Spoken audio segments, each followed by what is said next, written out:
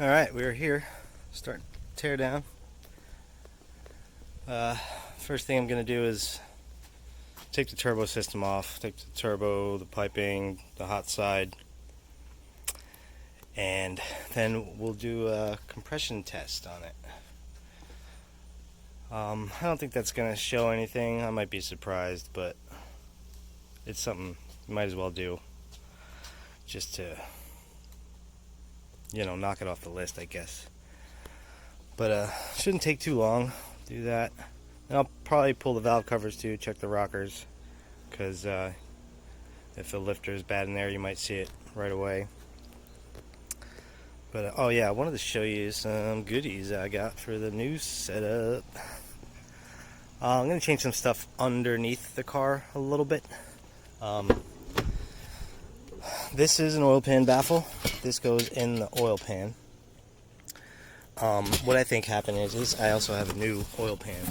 Now if you look at this oil pan, see this hole here is that's where the oil pickup is. Okay, here's the front of the pan, front of the motor over here, back of the motor. So the oil pickup is in the middle. So what tends to happen is under high acceleration G-forces, the oil will tend to slosh away, back that way, away from the pickup.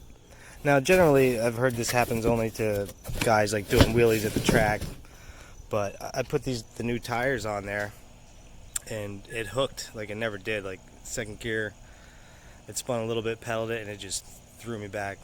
And all it takes is a split second of no oil pressure, and it'll wipe a bearing out. So this thing, it's got some trap doors in there. So as you can see, when you hit the brakes, the doors open to let the oil in. When you get on it, it goes back. It's trying, and same thing with turning left and like this is a road race job. So it'll try to keep the oil surrounding the pickup, so it maintains oil pressure. This is hydraulic throwout bearing, and that's because I'm gonna switch. I got kind of a hodgepodge setup going on there right now. To get that engine in the car, I used to run a TKO 500 600 transmission, and that was like a small block Chevy transmission. So what I did for that was I had my old setup was a small block Chevy. So I had a small block Chevy bell housing which bolts up to the LS, and I had a small block Chevy clutch, and they sell an adapter flywheel. So I used all my old stuff. All I had to do was buy the flywheel, and there we go. I have small block Chevy bell housing with the adapter flywheel and a small block Chevy clutch. But now I have this T56 Magnum, which is a different bolt pattern than the old TKO 500s. These are like 6 bolt, and the old small block Chevy style trans are 4 bolt. So I needed an adapter plate. So now I got small block Chevy, I got LS motor, small block Chevy bell housing to an LS trans. So I need an adapter, but it's just kind of redundant. So I got this bad boy, and this is a QuickTime bell, and so I can eliminate that shit I got in there. This is a LS to T56 bell. And also what I have to do is switch over the clutch, because what I'm doing on the car right now is it's your traditional throwout bearing with the fork. It has a little fork that pushes on the clutch on the throwout bearing, and what I have is the 3rd gen style slave cylinder that pushes on the fork, which pushes the throwout bearing. And I'm going to eliminate all that shit and just go with the hydraulic throwout bearing. So we'll do that while we're in there. But yeah, let's get to tearing on this thing. All right, got everything torn down. It's hot out here. Here's the turbo hot side. Pull the plugs. Most of them look okay. This one over here, number 1, looks a little suspect. We'll do a compression test and see what that shows. Pull the valve covers, check the rockers, see if one is obviously broke or something. And then probably yank the motor out. Yeah, today we're gonna pull it into the garage now. Been sweating my ass off. Alright, did a compression test. I got the numbers over here.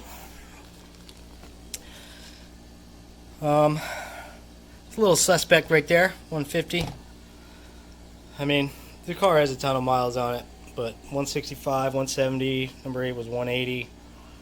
But 150 is a little, I don't know, we'll see what it is, see what happens. Maybe it's just more ring gap on that one. We gapped the rings, but we'll see what it is. If it folded a rod, that would make it a little low, if the rod's a little bent, but I doubt it. It's H-beam rods, so I don't know, we'll see when we tear it down. Now, got to pull the intake manifold, because we got a plate, so we can mount there to pull the engine. Get the car up on jack stands, pull the trans. More fun. Alright, got the motor out.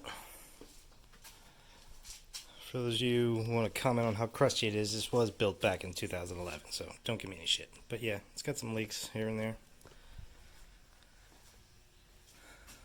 Crusty engine bay, we're going to have to clean that up.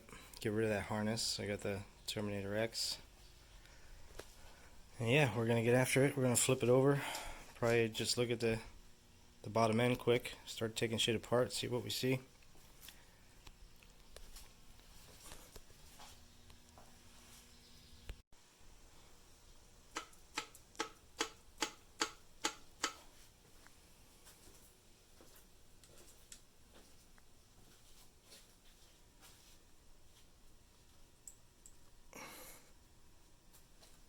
Yep, this one.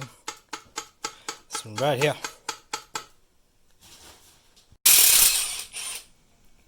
See on this one where it was hitting the head.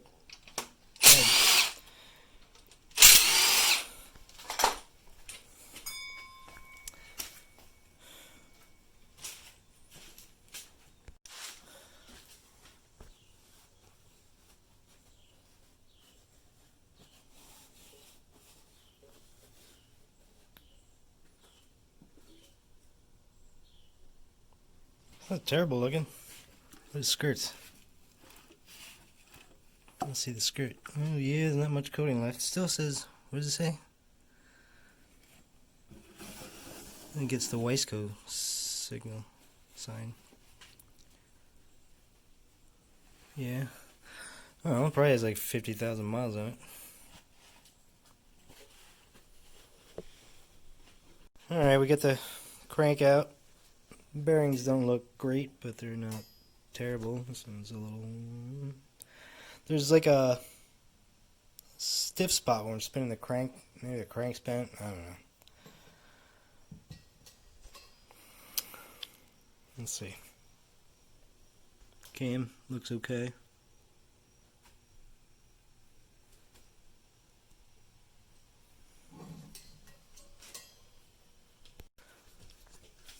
The bores don't look too bad.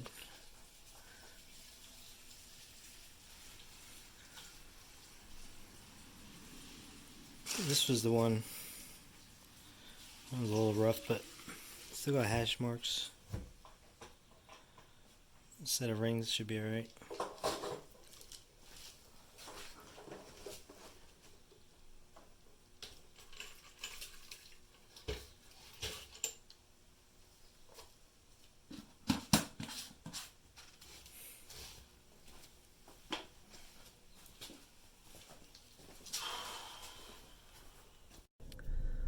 What's up, guys? Just got home. We tore the motor apart today, and yeah, just as I suspected, it was a spun rod bearing. So now the question is, what do I do? I'm thinking send it to a machine shop. I'm looking at the crank, because if we can cut the crank, get an oversized bearing, new set of rods, pistons, re-ring it, throw it back together, If I do that, I'll probably bump the compression a little bit. I think it's 9.3 right now. And probably go to like a 10-to-1. It'll be more responsive, make more power with less boost. Your tuning window shrinks a little bit, but most of those, stock LS motors are 10-to-1 anyway. It's not really an issue. The only thing is that's a stroker motor, and as you can see, the skirts were worn out. That's what they say happens, and I guess it's true. I mean, it's not a huge issue, I don't think. I mean, it's not like the thing burned oil all the time. It didn't smoke. It didn't, wasn't excess oil consumption or anything like that. But the other option too is just go with a whole new rotating assembly. And if I do that, I'll probably bump it down. The stroker, instead of a stroker, will go with like a 6, make it a 6-liter. With a 5 thousandths over piston. The bores look okay, so I think it'll be fine with just rings. We won't have to touch the bores, I don't think. But yeah, I just did a quick price check on it, and it's like $2,400. The prices have gone up. Back in the day, I did my rotating assembly was like $23 for a stroker. Now they're up to like $26, $27 for a stroker. But you really don't need the stroker. I mean, it does give you that extra low end torque and stuff, but it's really not necessary. So I really don't know what I'm gonna do yet. I'm gonna sleep on it. I'm gonna call the machine shop, have them look at the crank if we can cut it. The crank was pretty bad, and if they can't cut it, I think the max they go is like 30 thousandths, or the max they like to go, or maybe that's all the bearings they make. I'm not exactly sure. And I probably could get just a rod or two, because I think that one rod was definitely need to be replaced, and maybe the one next to it. So I could look into that, save some money there, and just get a new set of pistons. The other thing too, I have a buddy who's got a stroker short block, aluminum block, for a good price, so I could maybe do that. The only thing that worries me is the aluminum blocks are a little weaker, so I don't know if I want to go that route either. I don't know. I guess my first step is call that machine shop guy, have him look at the crank. I don't know if the crank's bent. He can check that too. If the crank's bent, then I'll probably go with the 6-liter forged rotating assembly. The thing about going with a 6-liter is it kind of, like with turbocharged systems, back pressure can be an issue. Like, I think that's what my limiting factor was, possibly. I don't know. I had it on the dyno, and we hit a wall at around 1,000 horsepower. And it might be a back pressure issue. I never checked it. I never had a sensor in the exhaust to see what kind of pressure we got. But when you go with a smaller cubic inch engine, it inherently has less back pressure. It benefits from a better back pressure to boost ratio. So in essence, I probably could make more power with a smaller displacement engine. I mean, not that I'm trying to make more power, but it's just a lot of work, man. It's a pain in the ass to work on that car. It fucking fights you at every corner. Nothing's easy. And to be honest with you, I don't want to have to do a motor job on that thing anytime soon. Especially like I'm bugging my brother. If I had my own place, my own area to do it, it's one thing, but now the car's gonna be sitting there in his way. So that's kind of one of the reasons too that I'm leaning towards maybe the aluminum motor. Like, I could pick that thing up next weekend and throw it in and get it running and out of his hair. And the other benefit too is it's like 100 pounds lighter. But again, if I'm running this power level, it's aluminum block, shit starts moving around. I could also turn it down, make it like 850. It should be happy there at that level.